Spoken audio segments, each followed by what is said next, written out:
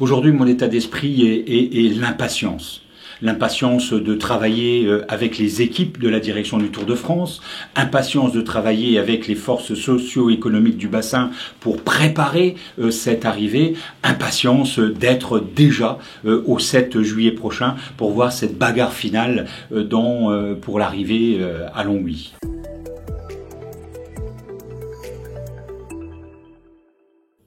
Il y a, et je l'ai dit récemment, quelque chose qui est passé entre le directeur du Tour de France, Christian Prudhomme, et votre serviteur. Je l'ai rencontré à plusieurs reprises.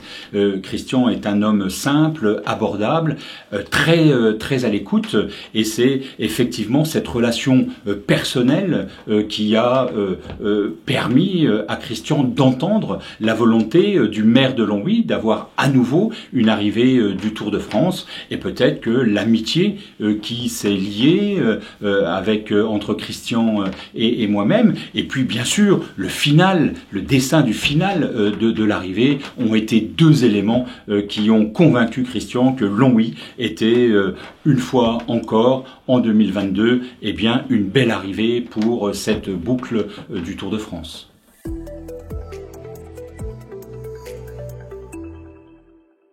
Assurément, 2017 est pour chacun d'entre nous une référence.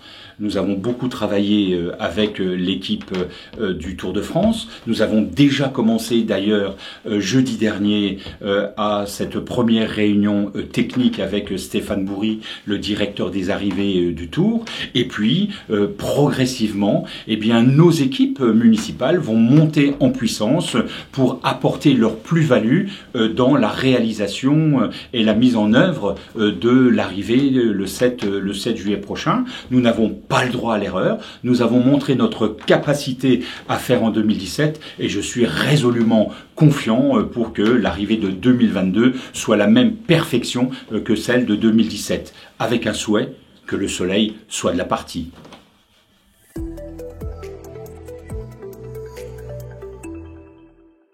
Oui, c'est vrai que nous avons voulu corser un peu cette arrivée. Et il y a une anecdote sur ce sujet, puisque à la fin, lorsque l'ensemble des opérations liées à l'arrivée sont terminées, l'équipe du Tour de France et la municipalité se rencontrent autour d'un dîner, lequel nous avons bien sûr parlé de l'étape, parlé du Tour, mais parlé de beaucoup d'autres choses. Et j'ai proposé à Christian Prudhomme d'accentuer encore le suspense de l'arrivée en mettant une difficulté supplémentaire. Cette difficulté supplémentaire, c'est bien sûr, vous l'avez deviné, la côte de Rhéon, 800 mètres à 13%.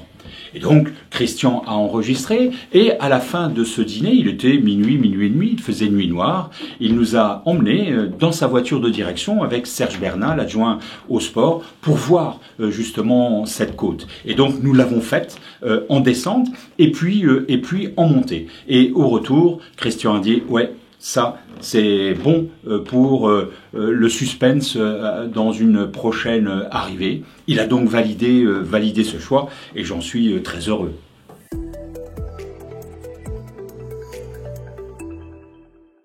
Il est vrai que sur les réseaux sociaux, on voit beaucoup de choses circuler. Je voudrais vous rappeler à la mémoire.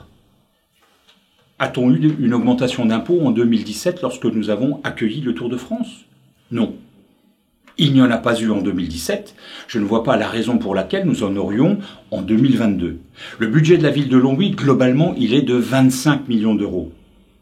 Il est raisonnable de penser trouver 300 000 euros, c'est le coût global que va représenter cette étape, sans augmenter la pression fiscale. Donc je le dis très simplement à ceux qui nourrissent ce fantasme, non, il n'y aura pas d'hausse des impôts locaux à cause de l'arrivée du Tour de France l'année prochaine.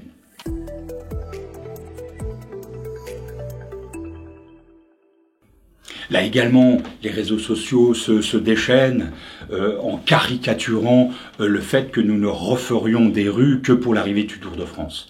Une chose est très claire, dans le document que nous signons avec la Société du Tour de France, il n'y a à aucun moment une volonté expresse de l'organisateur de nous imposer des travaux. Les seuls travaux sur lesquels nous devons faire attention, ce sont les travaux de sécurité, bien pour l'intégrité physique des coureurs. Et donc il y a peut-être quelquefois des petits éléments sur lesquels nous devons prêter attention, mais voilà, c'est marginal. Non, et d'ailleurs, si vous reprenez en 2017 l'ensemble des travaux de voirie qui ont été réalisés, vous constaterez que l'ensemble des travaux de la commune n'ont pas concerné un seul passage dans les rues concernées par l'arrivée de 2017. Alors il se peut qu'il y ait cette coïncidence, mais il faut se rappeler, c'est que le programme que nous mettons en œuvre de voirie chaque année est celui que les électrices et les électeurs ont validé. Point. Alors il y aura peut-être effectivement dans ce programme une rue qui concernera le passage du Tour, mais elle a été déterminée par chacune et chacun d'entre vous lors des élections et nous ne faisons que les mettre bien évidemment en œuvre au fur et à mesure de chaque année.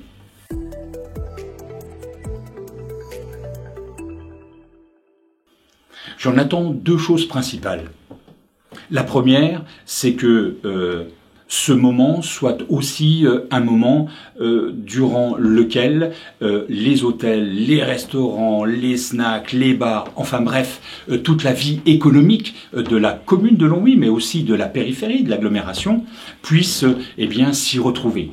Que en termes économiques, il y ait vraiment ces retombées immédiates, en précisant bien sûr que nous espérons avoir des retombées ultérieures dans la visite des remparts, des émaux, et puis d'autres aspects du territoire à découvrir. Ça, c'est le premier élément d'importance, qu'il y ait une retombée économique, qu'il y ait ensuite une retombée médiatique, qu'on mette sous le feu des projecteurs, bien évidemment, ce que recèle notre ville comme trésor avec les remparts, avec les émaux. Ça, c'est la deuxième attente pour susciter effectivement l'envie de venir dans notre ville.